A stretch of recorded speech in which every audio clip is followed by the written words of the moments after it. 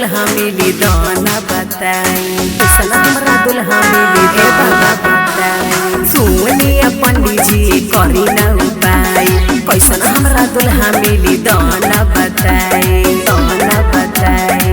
देखी ना बाबा हमारा किस्मत में काठी लिखल बा।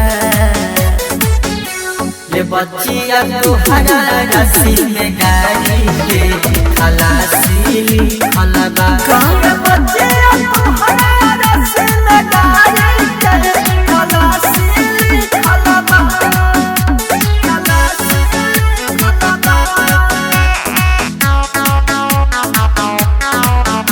ये बच्चिया तुहरा रस्सी में गाड़ी के खलासी लिखल बा। सुनी राउर बतिया बाबा दिल हमारा दुखे, लगता कि मर जाए बाबा सुनहू के।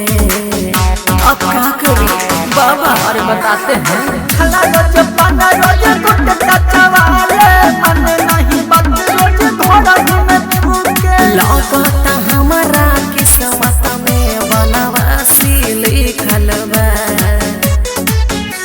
ये बच्चिया तुहरा रस्सी में गाड़ी के खलासी लिखल बा। बच्चिया तुहरा रस्सी में गाड़ी के खलासी लिखल बा, खलासी लिखल बा। ये बच्चिया तुहरा रस्सी में गाड़ी के खलासी लिखल बा। सोचल हमारा सपना लगे महटी में मिली, आंसू के लगनिया में पलंग नहीं हिली। का करी बाबा? हमरा के सुनो मुख दीपक जैसा मार तोरा मिली, ओकर से दुनो बेरा पलक तोहर हिली। लगता कि हमारा गला में फांसी लागल बा। ये बच्चिया तुहरा रस्सी में गाड़ी के खलासी लिखल बा।